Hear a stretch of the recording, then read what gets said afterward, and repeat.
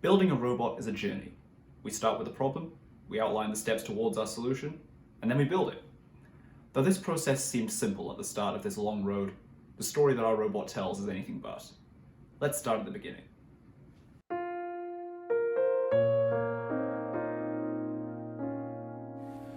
The problem? Score as many points as possible in the archery and basketball tasks of this mock Olympics competition without getting disqualified through breaking any of several rules. Now this problem led us to generate a set of criteria that the robot had to fulfill. We had to get points in each of the two major tasks, and we had to navigate the arena successfully to avoid disqualification.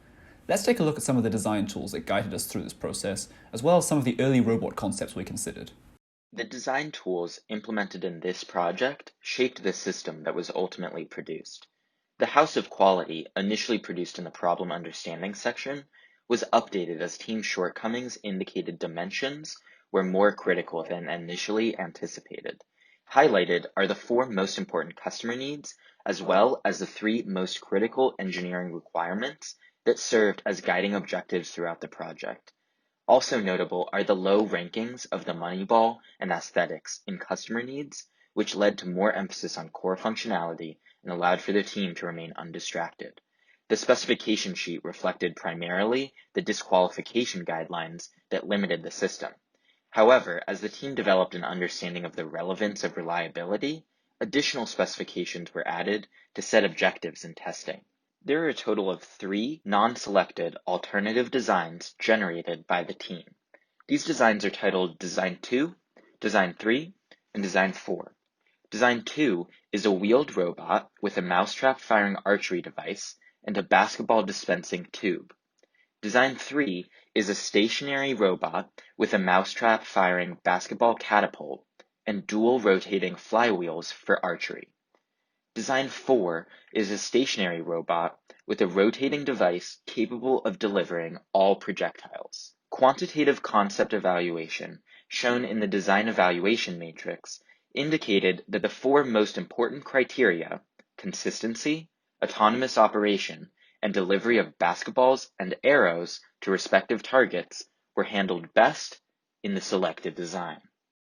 So, we had our design tools, we knew the requirements, we'd chosen a design, and we had a plan to build it. What could go wrong? Everything.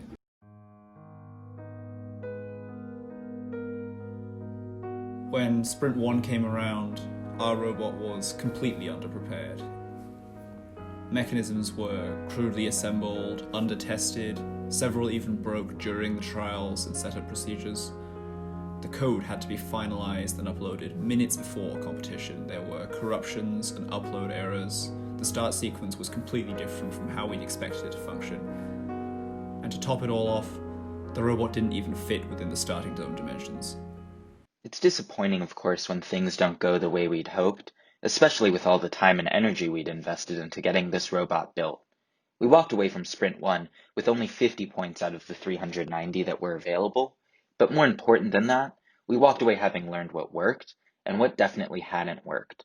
We learned we needed more rigorous testing, and we needed mechanisms that could be more finely tuned in accordance with testing results. And with that knowledge, we simply went back to the drawing board.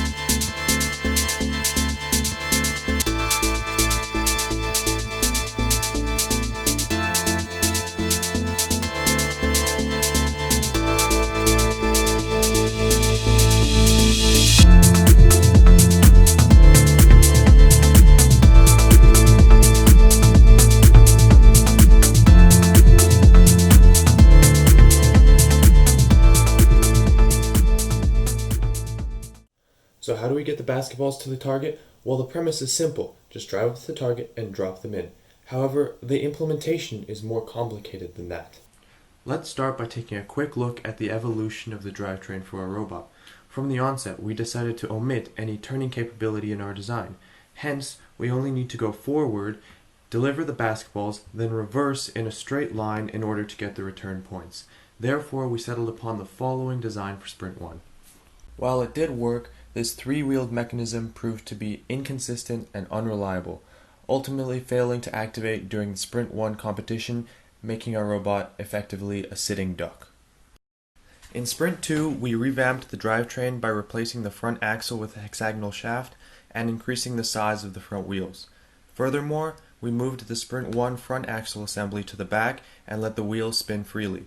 With these modifications, our robot consistently drives straight, forwards and backwards to deliver the balls to the target. So right from the beginning of this competition, we had a pretty clear idea of what the archery system had to be able to accomplish. We knew that the robot wasn't going to move any closer to the archery target, so we had to launch those projectiles across the entire length of the field and get them into that target zone.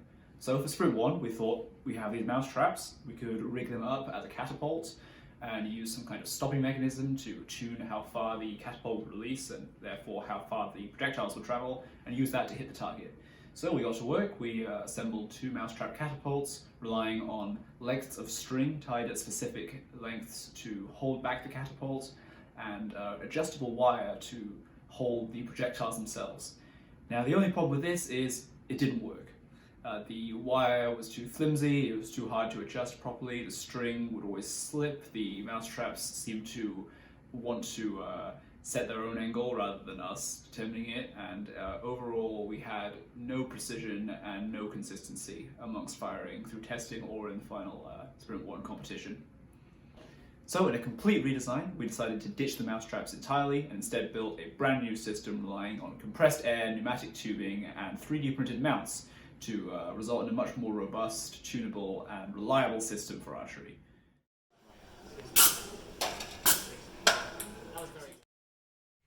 From the beginning, we knew that we wanted our robot to drive up to the target and drop the balls in. It had less chance for bouncing and would likely be more reliable compared to shooting.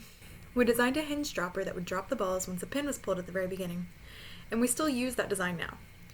However, the first implementation of the basketball mechanism was not the best. While we had fully designed a retraction mechanism, we didn't fully design anything to extend it in the first place, figuring we'd have some ideas in the lab. We ended up with a flimsy mousetrap with a rod attached to it, which worked for a day or two before breaking the second we got it in the starting zone in Sprint 1. After this, we realized that we need to come up with something better and more durable. We ended up on a motorized pinion gear that moved a rack attached to the basketball platform. We found that this design worked very consistently, usually scoring 2 basketballs in the green target cup. However, this didn't mean we were done with the design on the basketball system. We originally decided that we were going to ignore the money ball, but we were able to find a fairly easy solution by just attaching a fork to the bottom of our hinge dropper. Driving straight through the money ball allows us to pick it up, and once the dropper opens, the money ball falls off the fork along with the other balls.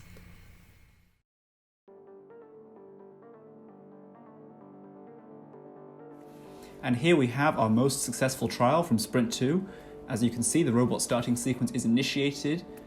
Right now we had 2 archery launches. It successfully hits the target both times and bounces. Then the money ball is ignored. The drivetrain takes the robot straight up to the basketball target zone. Touch sensor is tripped upon reaching the front of the target. The basketball rails are now extending.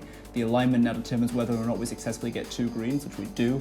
The robot was properly aligned, 2 green basketball points scored. Rails are now retracting to get us back to starting dimensions. Still retracting, and there they go. Okay, the drivetrain is now going to back up. Now the last few points depend on reaching the starting zone successfully and stopping. Is it going to stop? Is it going to stop?